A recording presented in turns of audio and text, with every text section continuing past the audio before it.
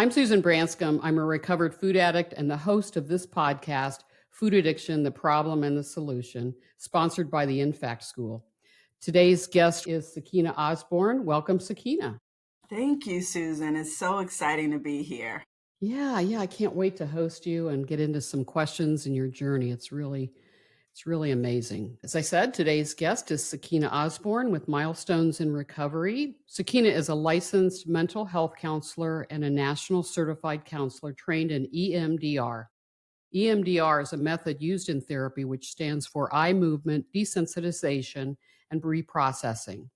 She currently serves as a primary therapist at Milestones in Recovery in Florida, where she also completed her clinical internship in 2017. She also has her own company, and that is she is the founder and CEO of Mind Elevation Therapy LLC, established in 2019. Milestones in Recovery is one of our podcast sponsors. Milestones in Recovery is a highly respected residential treatment center in South Florida specializing in eating disorders and food addiction. Their comprehensive approach combines medical care, therapy, and nutritional guidance in a supportive and home-like setting. Milestones is essentially known for recognizing food addiction as a serious condition and offering abstinence-based recovery options. They have a dedicated multidisciplinary team, and they help clients heal both physically and emotionally, setting them up for successful long-term recovery. Before entering the counseling field, Sakinah built a strong foundation in sales and management, experience that enhances her ability to connect, communicate, and support people from all walks of life. She is especially skilled in delivering empathetic, trauma informed therapy in dynamic, fast paced environments, and she brings a deep commitment to holistic care. Her expertise spans individual and group counseling, needs assessment, crisis de escalation, and cross functional collaboration with medical professionals to create comprehensive care plans. Sakinah is a proud U.S. Army veteran, honorably discharged after nearly 3 years of service.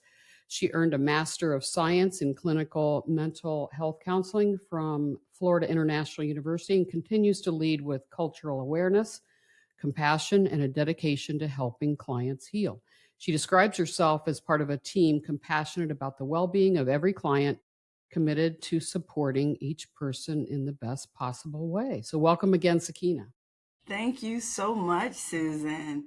I hope this is appropriate. You introduced me as a primary therapist. I am the Mhm. clinical director here at Milestones. Okay, So I good. have a team of people here. So I'm just throwing that out. We don't have to make a change, but I just wanted to give you that update. Yeah, no, that is important. You told me that. I had it in my notes, and what came up out of my research was probably an old title. I'm And sure. you are, yeah, you're Yeah, clinical director at Milestones in Recovery. So, yeah, thanks for that clarification. of course, of course. Um, Marty Lerner, head of Milestones in Recovery, I know you've worked for a number of years, has been a guest a couple of times, based in Miami, Florida. Your company is, and he is a sponsor. The website is milestonesprogram.org, and I'm on the board of Food Addiction Institute, foodaddictioninstitute.org with Marty. So I'm going to go over a couple of things about your background. I want you to, and I'll set you up for the kind of first question about it. All Um, right. we had a great session earlier, and I learned some things about you. You were born in Pensacola, Florida, raised in Atlanta as an only child of a single parent household. You have a very interesting background: sales for Pfizer, the pharmaceutical company. You served in the Army, and now you're a therapist. So, quite a Mhm. journey. So, I want to talk about your journey, go through them kind of a step by step. So, let's start by talking about your childhood, teenage years, kind of some of your background. I'd love Mhm. to hear that. Yes, of course. So I think it is so important to start with this frame. And that is that I am one generation removed from slavery. The reason that's important is because that comes with so many psychological implications, right? So essentially, I'm saying that my great grandparents were slaves. And as a result of that, my grandparents, both grandmother and grandfather, were alcoholics. And my mother is the second oldest of seven children. And I say that because you can only imagine what she saw, right? Yeah. Yeah. And my father, who he is no longer with us, but he struggled with alcoholism his entire life. And he ended up dying from his immune system being so compromised that he had a complication, and it took his life maybe a couple of years ago. But I think it is also important to note is that his parents, they were actually, my grandfather was a minister of a church, right? So you have my mom, who is the offspring of two alcoholics, and my dad, whose parents were ministers of a church, but his life included alcoholism. They come together and they have me, right? So you can only imagine the household that I grew up in. And I will say, unfortunately, my father, he had such an impact on my life, but not because he was there, it was because he wasn't there. And so he was not present in the home, and he chose alcoholism instead of being present and giving me the guidance that I needed. So, with that, but for a short period of time, I did see physical violence, that which is domestic abuse. I did experience emotional abuse, and my mother really had a difficult time. And so, I say all of those things to say is that when I was born at 5 to 6 years old, it was clear to me. I wouldn't say clear to me right now, but I knew something was different. And what was different is that I did not want to live. If Mm. you can imagine, Susan, at 7 years old, and I remember it very vividly, we lived in an apartment complex. My mom working two jobs, so she wasn't really home to nurture me. And I'm in my bedroom and I take a belt and I put it around my neck. And I wanted to end my life at 7. Why? My life hadn't started yet. Why? So, so I remember struggling with like suicide. I remember struggling with that, as an adolescent.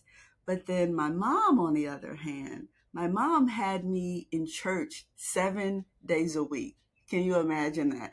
I Mm. was I was No. explaining that to my daughter. She's like, "There's no way you were in church 7 days a week." I'm like, "Yes, from Sunday Bible study to intercessory prayer to singing in the choir." So every day I was in church. So I was really fascinated about God. So that it was so polarizing. But then there was the other part of me had so much shame and didn't want to live. Yeah. Right? Yeah. Were you able to identify today why at 7 years old you were suicidal? And we're going to get into some of the depression and Yeah. so forth. But at now, can you look back and see? Because I know you said your mom worked a lot, Yeah. and you were an only child, and so there's a lot of isolation, right, and Yeah. worthiness Yeah. issues. Yeah. Yeah. Yes, and I think that's why I mentioned, or I started by saying, I'm one generation removed from slavery. And so I believe in the theory of epigenetics, and I think that we have traumatic experiences that were passed down from generation to generation. And then so it's almost like I know it's in my bloodline, the possibility of experiencing some type of mood disorder, right? Yeah. Yeah. And then in Explain explain epigenetics for the listeners. I know what it is, but go ahead and yes, explain it. Yes, because yes. it's powerful. Yes, absolutely. And so essentially what it means is that when we are born, we house the cells and the DNA of our parents and of our parents' parents. And that creates a biological imprint or marker. So within the in the right environment, right? Or if I have a traumatic experience, or let's say any challenge in life can stimulate these markers that predisposition me to experience some type of mood disorder. So my life is an example of that. I am 7 years old. I don't even know enough about living to want to die. So you have to understand, well, where did that come from? Where that was already passed down to me genetically, Yeah, right? yeah. And so I didn't understand why I didn't want to live. But here's where it got really upsetting is that my parents, my mom specifically, didn't have the tools to navigate what I was, Mhm. what was going on with me because she too was still in survival. Yeah, she came from, alcoholic parents who came from parents who were slaves, Yeah, right? yeah, So, I mean, there's a lot of awfulness and dysfunction that's passed down, yeah. from how they approach the world, how they feel like they need to survive in the world, what they wanna give their children. So it sounds like, you said your mom worked a lot and, like, she probably said, "Look, I want for her to have a different life than I did and make sure it's financially secure," right? Yeah. And, and it's that survival mentality. Mm. And the difficulty with having that survival mentality is that you are, you're disconnected from your emotions. You're disconnected from the things that you need in order to experience peace. You are only dedicated to making sure that the bills are paid and that there is a roof over your head. And that becomes the major focus of living. Mm. And so we miss out on truly connecting and fully being present for each other. So, as a child being born into that environment, you can only imagine I had no sense of self or sense of identity or even sense of worth. And Yeah. I didn't know I didn't have those things, right? Right. I just know Yeah. how I felt. Yeah, you felt yeah, I get it, like, wow, suicidal at, 7 years old and feeling this way, and, yeah, let's, talk a little more about your childhood before we get into your going into the army and so forth. Your dad, you saw domestic abuse, he was an alcoholic. You say he did not choose to recover from alcoholism and be in your life, he continued to be an addict. Yeah. So he was not a presence. So talk about anything else left there that you think is important to the Yeah. listener. Yeah. And the by my father not being present, I mean, one of the things that sticks out to me the most is that my father is 6'7". So he's an extremely tall man. And so I was born, and, of course, he passed that down to me as well. I'm 5'11". So 5'11". I'm this, you know, 5'11" frame girl, and I'm walking through life, and I have no idea who I am. Mm, I didn't have a person telling me my worth or my value. And so naturally, you seek validation outside of your environment. So, as a teenager, I will say the saving grace is that my mom had me in church, and that really helped develop character and values, right? mhm. But then outside of that church setting, I wanted validation from every way that you can imagine, right? And Yeah, then yeah, that begins that cycle right there of unworthiness because you're looking in the wrong places. right. The- Yeah, you're looking at the world as a mirror back to you on how you should feel about yourself, and Yes, a lot of times we're looking for evidence that we are unworthy, right? And we sabotage, our journeys, we sabotage ourselves from, showing us like, "Okay, he doesn't like me, so therefore I don't like me." for Right? therefore I don't like me, right? Yeah, yeah. And then, and now that I'm in this field of mental health, I understand there are different developmental factors that we should experience throughout our lifespan. And especially as an adolescent, the most important thing to an adolescent is how they're seen by their peers, Right. And right? boys. And boys, to be specific. Yeah. Like the other gender, are you talking about them, are you? Okay. Yeah, those Yeah, folks, yeah. right? I get it, I And get it. so if you can imagine, so I am a person who is seeking validation from my peers, and but not knowing who I am, that put me in so many different compromising situations. If you can Yes, only imagine, I can. so I made decisions that were at the same level of what my worth was, Yeah, right? yeah, yeah. I Because get it. I did not get the guidance. So I had to seek guidance outside of my home. Yes, I understand that. Yeah. Did you have issues with alcohol at all in your life? I did not. Well, I'm glad you're bringing that up because I want to be very open and honest about that. Alcohol played a role in my life.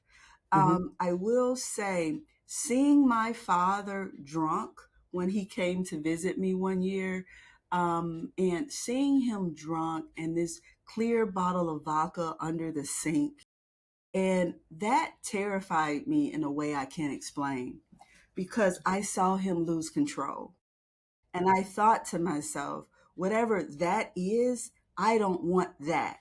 So I can say that it's not that I was one of those ones who said, I'm never going to drink.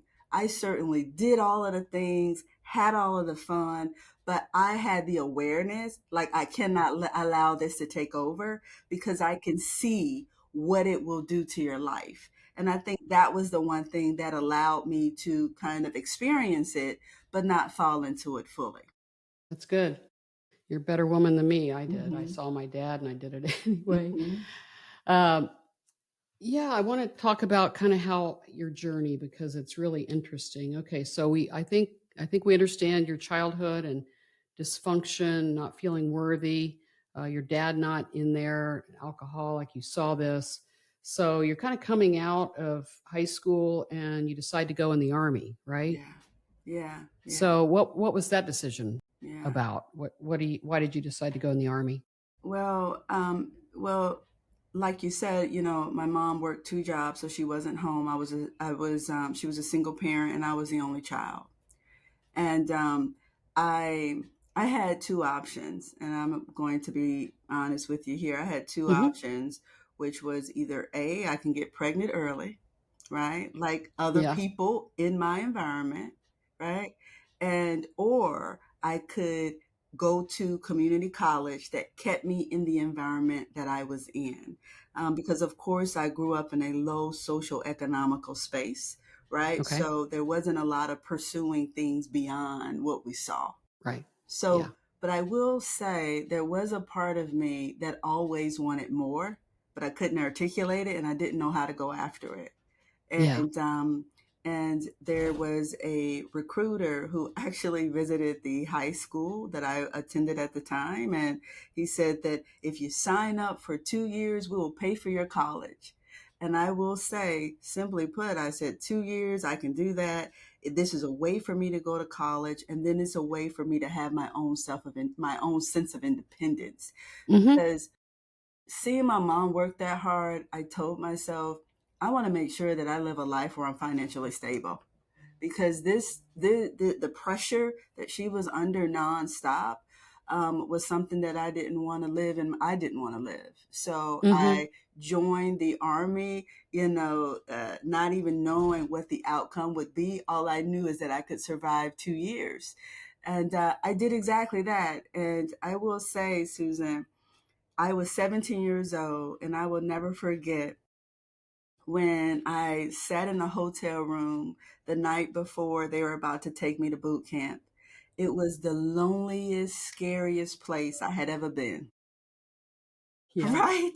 Yeah. And that next day, I got on the bus, and those drill sergeants were yelling, and from that moment forward, my life absolutely changed. Oh my God, what did I do? What did I do? Right. You're So in the army now, I'm in girl. the army now. Right? So this girl from small town Pensacola, Florida is now in the Yeah. United States Army. But man, did it teach me teamwork? Did it Yeah. teach me discipline?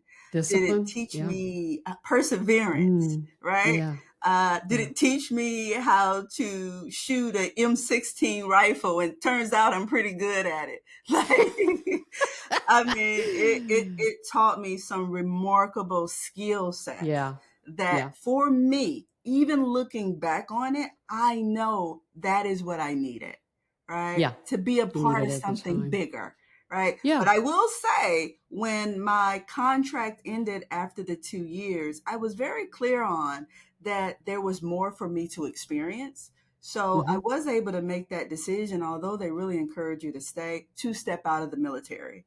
And then it's at that point I went to college, and then I pursued a degree in business. Yeah, yeah. I want to talk about your work with Pfizer. Yeah, so you went into the army and learned a lot, and didn't know quite what you were in for, but they taught you pretty quickly. I'm sure you were Yeah, one of the few females in there. absolutely. Yeah, so you had to Mhm. work with the bias that goes on. Mhm. So you go back to college, and then you start working for Pfizer, big pharmaceutical company. We know about the COVID Mhm. vaccines and so forth. And you kind of did what I did, which was you feeling, unworthy and maybe not perfectly adapted to the world. You were looking for feedback Yeah. that you were okay and good and everything. And so we look for promotions, we look for money, we work for Atta Girls, to make us feel better, right? Talk about that experience. Susan, you nailed it. You Because nailed I've it. been there. Yes, That I've that been is there. really my story. So when I graduated, I was recruited by a Pfizer manager at the time, and I remember in college that was such a big deal to land a job at the pharmaceutical company. And that was really the first time I realized, well, maybe I do have something here. Maybe I can be successful. I am competitive amongst my peers, right? And Hmm. so my manager really took me under her wing and helped me to develop as a professional. And then once you start to get just a small taste of that success, and you realize that success is in your reach, all you have to do is work hard. Work That's hard. exactly what you do. Your Yeah. life becomes so consumed with performance, so Yes. consumed with perceptions of really trying to create a positive perception by other people, and you gave Hmm. all you had. But here's Yeah. the downfall with that: you don't take care of yourself, Right. right? Yeah, you're not feeling, right? No. I assume you're not feeling. You're just like work, work, work, Yeah. and let's achieve and let's Yeah. achieve and prove to myself and others that I'm worthy. That So I'm talk about worthy. that, and That if you I'm have an worthy. example. Yeah. You're right. It is work, work, work. And you said in terms of feeling, I'm gonna tell you where I did feel is when I felt like I failed. Mm, Right. So let's say if there was an expectation or I was given a presentation of some kind and I didn't execute with perfection, I would come home and fall into this emotional abyss. I couldn't even regulate my emotions because of my fear that, oh my God, people are going to know I'm unworthy. People are going to know I shouldn't be here. And yeah, so I kept that pressure on myself. And although on the outside I looked like I was succeeding to the point where I got promoted in record pace, and then I became my own manager, and I was now leading a team. But even though I was able to experience success rather quickly, I still felt unworthy. yeah. And The I, imposter syndrome. oh my We talk about gosh, that with women in business. Like, I don't really belong here. Do yes, they know that I'm not really qualified for this? So right, yeah, it's right, powerful. right. And so what happens is what I found is that even with all of the success and the things that I was able to accomplish in the business sector, what I found was, to your point, that imposter syndrome. And I also found that financial stability does not give me peace. Financial stability doesn't make me feel fulfilled and whole, right? It actually dug a deeper hole because I all of these wonderful things that was happening in my life, but I still felt depressed. I still felt like I didn't have purpose, like I didn't matter, right? Right. So I was Right. really suffering in silence, Yeah. although I was covered in success, if Right. that kind of Yeah. makes sense. Yeah, it sure does. I mean, the rewards and awards and all this, and there's still an emptiness left. An So you're still go emptiness. back and look for like more accolades, Yeah. to fill the empty hole. I'd like to that I relate to that story, and it's very common, and I get it. You were married at the time. I think married, and then you had your first child when you were with Pfizer, right? Yes, yes, Okay, yes. so you knew where I'm going to go. Hmm. You had what I had and many women have, which is postpartum depression, Hmm. and it can be really bad. Hmm. Yours was a serious depression. So Hmm. talk about that and Hmm. what happened and what you realized, and Yeah. I'd like to hear that story. Yeah. So the one thing, as I described, my mother born of alcoholics and my dad was an alcoholic, and then they had me. So now I'm positioned now to choose my partner, Mm, right? And so not really having a model of what partnership look like, right? hmm. Mind you, Right. there is this undercurrent of depression ongoing. Yeah. And You didn't know so about I though. didn't know about, it wasn't diagnosed, and culturally it wasn't promoted to even seek any type of support, even in the Right. military, Right. about this mood disorder. And so I, entered into a partnership, I entered into a marriage, and a lot of the baggage, if you will, that I was carrying certainly showed up in my marriage, Hmm. right? Because I didn't have the tools. And then maybe a few years in, then now I'm with my first child. And I have two children, Derek and Journey, and they are absolutely a gift. And let me tell you why. Because when I had Derek, my firstborn, I experienced debilitating postpartum depression. It didn't matter, it didn't matter if I went on vacation. It didn't matter the things that you try to do to feel better. None of it was lasting. I just didn't have any enthusiasm to get out of the bed. I was constantly emotional, low energy, and feeling isolated, unable to express what was going on with me. Hmm. And when I say children are a gift, it was that wall that I hit with the postpartum depression that made me wonder, wait a minute, I need help. And I want to tell the story that really captures the space that I was in because so as you know, we were in Atlanta and now I'm in South Florida. And then when we moved to South Florida, I got a call from a friend of mine that was in Atlanta, and she said her friend had a dream about me. And she said the dream is that I was driving really fast in a car, and she was in the passenger saying, "Turn on the lights, turn on the lights, turn on the lights." And I was driving and it was dark. And then suddenly I turned on the lights and I slammed on the brakes because right before I hit a brick wall. Hmm. And that had described my life fully. Like I was walking in darkness and Hmm. I could not see. And She I, had the dream, not you. not me, she had the She dream. had the dream and told you about the dream, and it sounded like your life. Exactly. Okay. And Wow. I realized that week that resonated so deeply with me that week I made my first appointment to seek help with the depression that week. And With a that's therapist. with a therapist and a Mhm. psychiatrist. Okay. And then that's when I realized I am really suffering from chronic depression. Like, this isn't normal. Life should not be this hard. I shouldn't feel this down. And then I ended up getting the therapy that I needed. I ended up getting on medication. And I will tell you, Susan, it really felt like the light turned on. I'm like, Yeah. oh, this is life. Yeah. I've Yeah. been living in this dark space.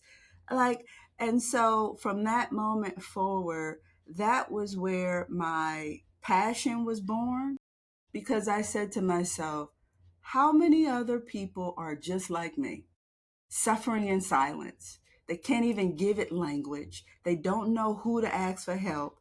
They've learned how to survive in it, right? Mhm. But they're absolutely not thriving. And my passion now, and it continues to be, to reach those folks just like me who feel lost, afraid, like don't know who to talk to say, you don't have to suffer alone. There Right. is help, right? Like you can also live and thrive. Right. Yeah, that's wonderful. Therapy is excellent. Great way to, to really dive into the background and the Yeah, problems. Like, why am I feeling this way? And the right. medication is incredible too. Your therapist said something to you which rocked you. Hmm. Hmm. Yes. So, yes. So now what I have to say, I have to put out this disclaimer. We Hmm. all know that depression is a chemical imbalance within the brain, right? And that if you decide to use any type of pharmacal intervention, then it is trying to regulate or trying to bring some stability or balance to that chemical imbalancing. But what I will say, it does not change your thinking. Right.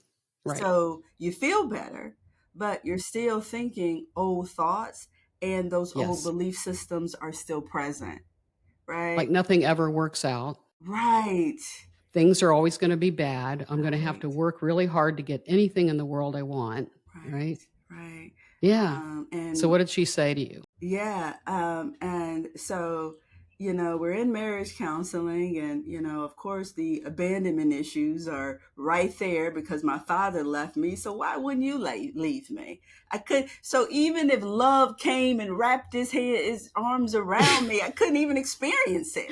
Yeah. You Right? didn't believe it. I didn't Yeah. believe it. I didn't even know Right. what to believe it. Yeah. And so one day, my therapist, her name is Dr. Howard, and I'll never forget the moment or the day. And she says to me, Sakina, I have to tell you, you are addicted to negative thinking. And I'm like, what? Addicted to negative thinking? Because um, first of all, I just want to throw out, there's a statistic that says that 90% of the thoughts that we think today are the same thoughts we thought yesterday. So we're waking up thinking the same thoughts, feeling the same feeling. So we would have moments of time where things would feel a little bit better, but then you return back to that same thinking. But while you're in that negative thinking, you are in it and it feels true. It feels like you're going to be abandoned. It feels like you're not loved. And so you keep thinking those thoughts that are evidence for those truths, right? Yeah. And Oh, so yeah. when she pointed out I was addicted to thinking negative, and it heightened my awareness to experience, it heightened my awareness to how often and how much negative thinking consumed me. Mhm. And that is when I recognized that I need to do something to change my thinking. I need to do something to change. Is change possible? Can I have a life of freedom? Right? And so, but that is where that seed was planted. Yeah, it sounds like you were in marriage therapy as well Yeah. as individual therapy. Is that Yes, right? Okay. absolutely. Hmm. Yeah. So something happened. You've got this great job at Pfizer, very successful. You've had a child, severe depression, go to therapy. Then you realize that, and there were probably some naysayers in your life that said, "What the heck are you doing leaving Pfizer to go back to college and do Yeah. that?" Yeah. Right? And Yeah. so you made a decision that you wanted to not feel maybe that emptiness and wanted to do something to give back to life, and you had something to give back. So let's talk about that, and then we'll start talking about your work with Milestones. Absolutely. So when I was with Pfizer, like you said, I ended up being with child. And remember, Susan, I didn't have a family system at home. And so because I didn't have that family system, I really wanted it so badly.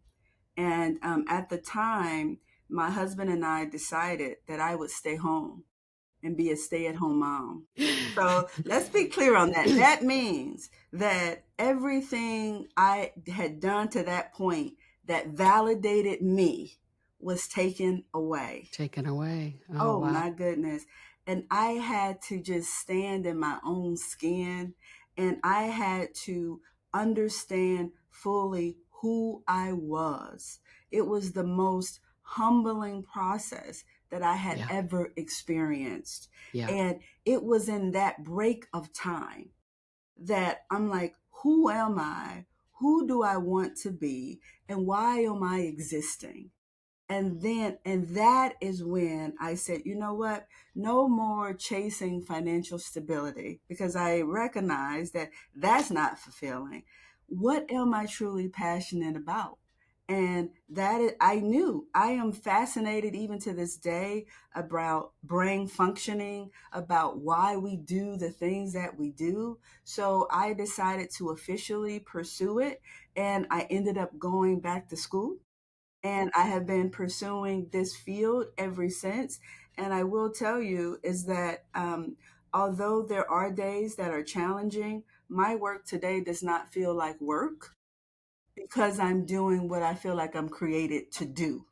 Yeah. And that is what feels so good. And if this is a journey I had to take to get here, to me, I feel like it was worth it.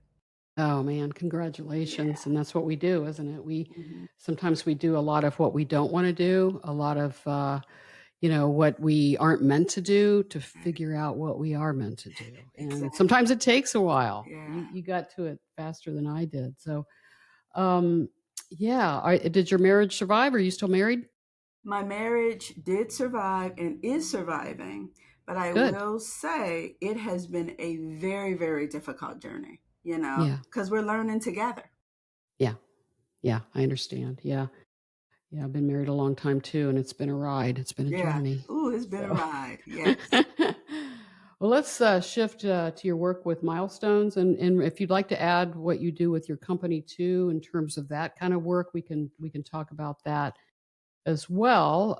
Let me kinda set you up for this. Milestones, you're the clinical director.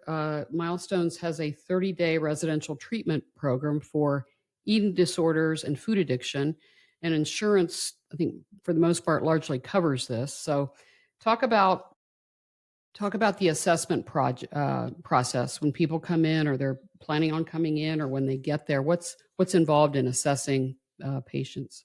So I've been here at Milestones, for a very long time, and I've had the privilege of serving such a great community of people. And the eating disorder, I mean, the scope of our program is to support people whose behave they're either addicted to food or they have some type of eating disorder. And so there is an assessment process to determine their readiness for change, right? And to determine whether or not our residential program is a fit for them, because our residential program is a 30-day program where you leave your life for 30 days and you come in here and you get really honest with yourself. See, before a person has the courage to pick up the phone, they've already tried every diet. They've already tried themselves. I just want to paint a picture of the type of folks that come in these doors. These are folks where, they restrict all day, but at night they can't stop eating, right? Or these are people who are eating all day and always checking for the nearest bathroom to purge, right? Or the other side of the spectrum, some folks actively punish themselves by not eating because of past traumatic experiences. So they don't eat to the point where the hope is they will disappear, right? And Mm. so we treat anorexia, binge eating to bulimia, and then also food addicts. And when you come into our program, what makes us a bit different is that from the very beginning, we follow a no sugar, no flour um, food plan. So Mhm. I always have to let a person know when you come in the door, there is no more food, there is no more sugar, no more flour. We have a nutritionist here on staff, and the nutritionist creates a food plan that matches that individual's person's need. We Mhm. also do blind weights. So every week, the nutrition team will determine whether or not a person is either how their weight is being impacted by their food plan, but that is not anything that we focus on, right? And but what I have found just being in this role, and what Milestones offers, is one of the major benefits of Milestones is that it offers community. Food addiction and eating disorder, this is the type of thing that you can't talk to your parents about. You can't talk to your family about, because often the feedback is just stop eating. Isn't it a discipline thing? Just go to the gym. And you find that you do those things, but you find that that is not enough. So you isolate, because Hmm. shame has made you, turn everybody away. And one of the biggest benefits of coming into our doors, you're entering into a community of people who really understand your story, who can validate your story, and talk about tools to use so that your life can shift in a very positive way. Yeah. Yeah, we're going to talk. I have some more questions for you here, but you might have a bulimic, you might have an anorexic. Sometimes there's a combination of those two things. Binge eating disorder, if they don't purge, food addiction can be actually obesity and overweight can be a symptom of food addiction. So if you eat and don't purge, you're going to gain weight. And so I'm sure you've got those folks. But yeah, a lot of people I'm sure are here at the bottom and just say, hey, I tried everything else. But um, what would you say? You know, you're getting these folks in, and you're taking all their like coping mechanisms away, right? You're Yes, taking yeah. all their food, the sugar and the flour, and then they're sort of emotionally raw. Hmm. So what does a therapy look like? There's an individual therapy and then group therapy, and of course the group therapy I know is very, it's very important. Hmm. Yeah. Absolutely. You are absolutely right. I mean, we know that an eating disorder or an addiction, no matter how it presents, is a symptom often to a deeper issue, a concern, or trauma that has not been processed. It's like a covering to pain. Most folks, I would say, since I've been here, I can truly say at least 85% of the people who walk in have experienced some type of trauma. And then they're also walking in with other mood disorders, such as depression, anxiety. Many of them are in currently in AA, meaning that they had other addictions that are present in their Hmm. lives.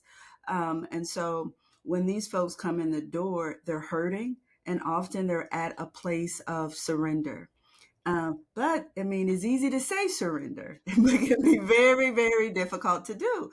So imagine, going to, let's say a Dunkin' Donuts, you're eating a dozen donuts, and then you walk into Milestones, there's no more sugar, no more flour from the Yeah. very beginning. So you Yeah. absolutely can guarantee there will be some days where a person will have to go through detox, right? Yeah. Because the It body will. has become so connected, or the body has become so addicted to sugar, that by the time you come into this environment, it can't get its next hit, right? And so that shows up in irritability, that shows up in interpersonal challenges, that shows up in fear, and I just want to go home, right? But we have a very important staff, or we have a very strong staff that will support them, reassure them, and give them the tools so they can get through the detox portion, so that we can start to address some of the things that's driving the behaviors.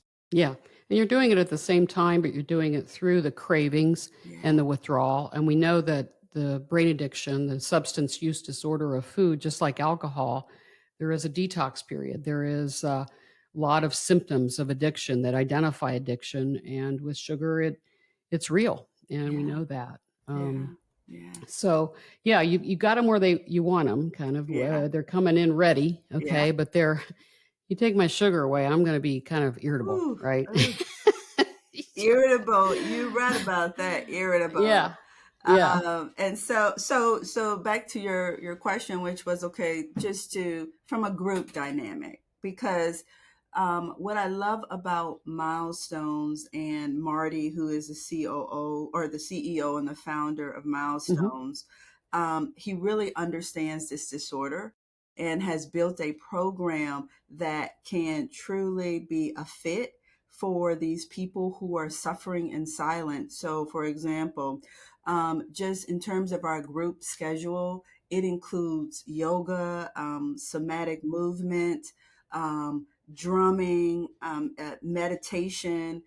There is a spirituality component to it, as well as the processing groups. There are multiple interventions that we use here at Milestones.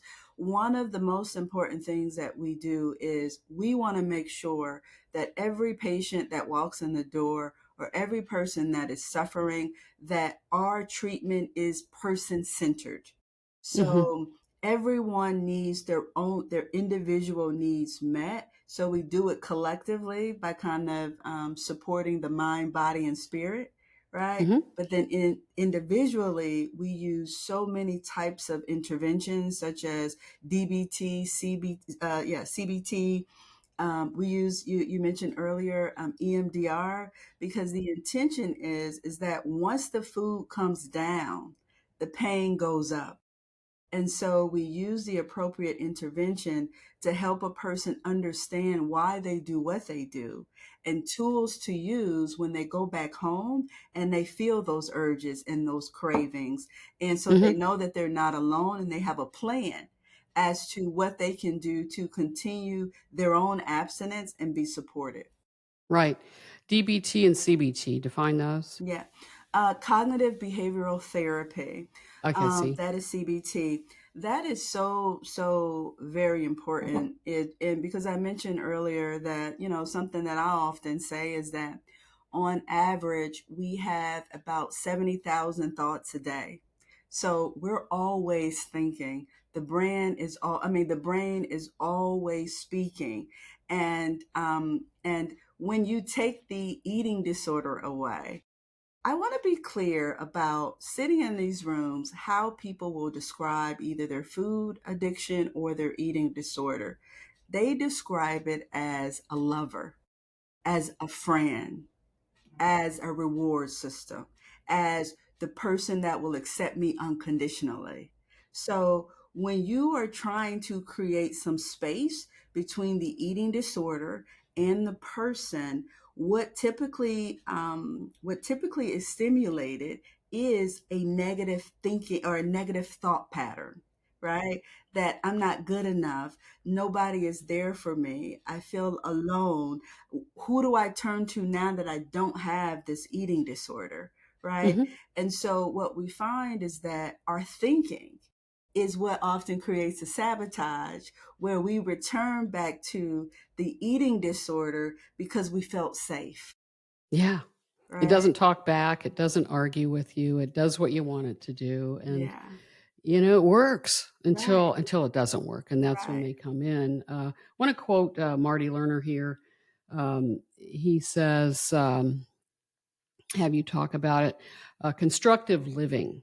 We gain freedom from our habitual patterns of self destructive behaviors and reclaim our lives. In recovery from food addiction, Dr. Lerner emphasizes the need for an acronym SMERF, SMERF, SMERF, spirituality, meditation, exercise, rest, and a food plan. And you guys promote SURF there. So talk about it's just like coming from all directions: mental, emotional, Yeah. physical, right? Recovery. Yes. Yes.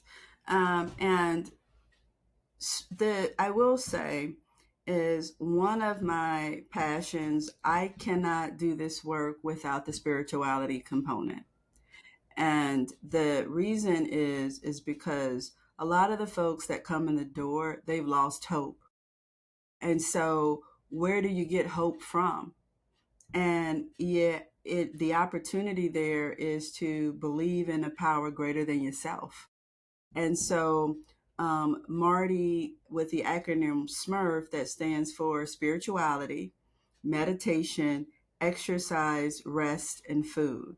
And so, the meditation piece is so key because it brings awareness, like I just kind of spoke of of that negative self talk. It brings awareness for you to be in your body and present in the moment versus even because anxiety is the fear of something happening in the future, or depression is thinking about something that has happened in the past that you feel powerless to. And so the meditation like strengthen the awareness to be in the moment and give space for an opportunity to lean on a higher power so that you can't do all of this in your own strength, right? And so the constructive living component is regardless of how you feel about it, you show up and you do the next best thing. You do the behavior even if the feeling is not there, right? And then I think doing the behavior, what gives you strength to do the behavior is the spirituality, the meditation, the exercise, the movement of the body, trying to release energy. Rest is Yes. something that is so very important. And that because rest or sleep is the first thing that's compromised when we find ourselves in any addiction. We can't sleep at night. And so, like I said earlier, then the food comes in as your lover and is right there, right? Most folks binge between that hour of like 8 and 11 o'clock, right before Hmm. they binge so that they can numb to fall asleep, right? So if you take that away, there is an opportunity to work on sleep hygiene, you know, and then food with which is our food plan. Right. Yeah, I was a nocturnal eater. I would eat before I went to sleep, and I would wake up and eat to go back to sleep. I would Mm-hmm. eat to wake myself up. So Mm-hmm. we can use food in a lot of different ways. Mm-hmm. Well, as we close out here, this has been great, Mm-hmm. Sakina. I close out here. I've got a couple of questions for you. I would think that you folks at Milestones celebrate these transformations you see in 30 days, right? Mm-hmm. You have a person coming in, they probably look completely different in 30 Mm-hmm. days. Mm-hmm. There, you have the emotional recovery, the mental recovery, that a lot of ahas. And Mm-hmm. then what would you say about what you see as far as the transformations? Mm. So the 30 days, so the intention of this program, to your question, is to create a model of reality while in treatment. And so, which means that when you come in, like we said, there's the nutritionist meets with you, and they do a food plan, no flour, no sugar. The nutritionist also goes to the grocery store with you and help you purchase the things or support you in purchasing the things that you need to meal prep and to prepare your meals on the daily basis. That is so important because that is what you're doing at home, right? And then the other major component of this is the community. So even on Mondays, we have a Milestones alumni meeting. So we also support the 12-step model. So a lot of people, before you go home, we want to make sure you have a therapist in place, that you have meetings that can support you, that you are connected to community. Because when you're here, this is really the beginning. The work happens when you go home. So we want Yes. to make sure you're prepared to face those challenges that come. Now, what I've seen while being here is that a lot of people didn't understand the degree of traumatic experiences that they're traumatic experiences that's directly tied to the behaviors. Yeah. So once we start to uncover what is causing the behaviors, then we can make an appropriate recommendation in terms of what's the best form of treatment for them to continue when they go home. They So leave. in this setting, often we will even start the process of EMDR to process these negative core belief systems, right? And then they will be able to experience some relief in real time with that intervention in this environment. And Hmm. that will begin to give them the momentum that they Hmm. need, the hope that they need, and the courage to say, maybe when I go home, things will be different. Yeah. Yeah. Yeah, it's support, it's recovery, and 12-step recovery programs work. They're listed on the Infact School website, infactschool.com, and they work. I know they work from personal experience. But um, so yeah, wow, I'm sure you see some incredible things. So final question, and I asked this of a number of people, but you have a unique client in that you've got. Binging, purging, all of that, anorexia, overweight. But what would you say to someone listening who doesn't know how to stop binging, who doesn't really know how to even stop using food, binging, purging, anorexia? They're afraid of food and afraid of what they look like, body dysmorphic syndrome. Um, Perhaps an overweight person that's carrying an extra 100 pounds, 150 pounds. What would you say to that person? The number one thing that I would say to that person is that there is hope. There is hope, and things can change for you. And I would say if you've tried everything, to get really curious about why you cannot stop on your own. Get really curious, and because what you will find is that you once you've done everything you can, it is okay to ask for help. It is okay to reach out to say, this is where I am. Do you consider this even, is this an eating disorder? Am I addicted to food? Is this a diet thing? I think there is a huge opportunity in this space for education, but Mm, we can't be scared. We got to have the courage to just ask the question. So I would say start with curiosity and make a phone call to say, this is what I'm experiencing. What do you think the next move for me should be? Because I mhm, would tell that either that young girl or that male, who is suffering in silence, their body is representing their eating disorder or their food addiction. They feel like they're trapped in something that they cannot get out of. I want you to hear me as clear as I am speaking. People who walk in these doors, they're scared. They're terrified. They feel hopeless. But when you are met with a group of people who see you, who understand you, who validate you, and also give you the tools that you need, you will start to experience very quickly that there is hope. And you mhm. don't have to be alone. You don't have to go at it alone. Right. Yeah, So that's what I would say, Susan, to someone yeah. listening.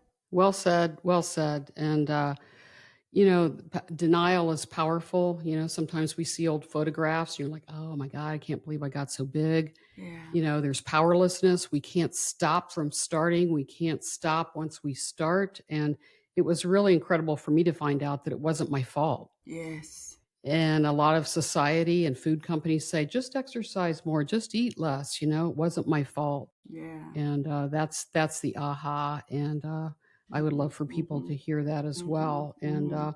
but Yeah. once you want to live a different way, Mhm, mhm, and what's going on, mhm. it is then your responsibility to do something. To do something, Take and I action. take action. And for any listener who is listening, and you're on the line, you maybe something we've said today resonates, and you're like, maybe Mhm. that is me because I can't stop eating, or I'm terrified of eating. What I would say is that those are the type of people that I see every day. And they come in these doors and they look me right in the face and they say, this is not going to change for me. And in those moments, I stand strong and I say to them, now is your time. Now is your time. And one thing we say constantly here at Milestones, if you come in and trust the process, right? Then if you just come in and trust the process, you will see by the end of the 30 days, you'll have much more clarity and you'll be better positioned to make healthy decisions about your future. Mm. Yeah, wonderful advice. Yeah, it's true. It works. Therapy works. I mean, this process works, and it's probably one of the first times they come in and have been putting themselves first in many, many, many years. For many, many years, and we know that. And so that's why I mean, as the clinical director, it is so important that we treat people like they are human beings. Like we treat people, we almost have a family-like culture here within Milestones because we want people to feel seen. We want them to know that they matter and that they are not alone because that's what keeps us in isolation. We feel like people don't understand, right? And so we want people to feel seen, heard, and also understood. Yeah. Sakinah Osborne, thank you for joining me today. It's been great. I think it was a great podcast, a lot of great information, and congratulations on your journey. Thank you. And Thank you. welcome to doing what you love to do and what you're passionate about. Time Mhm. flies when you're having fun, When right? you're having fun, yes. Yes, for sure. Tell Marty I said hello and I thanks for certainly joining me will. today. You're so Yeah. welcome, Susan. Yeah. Mhm.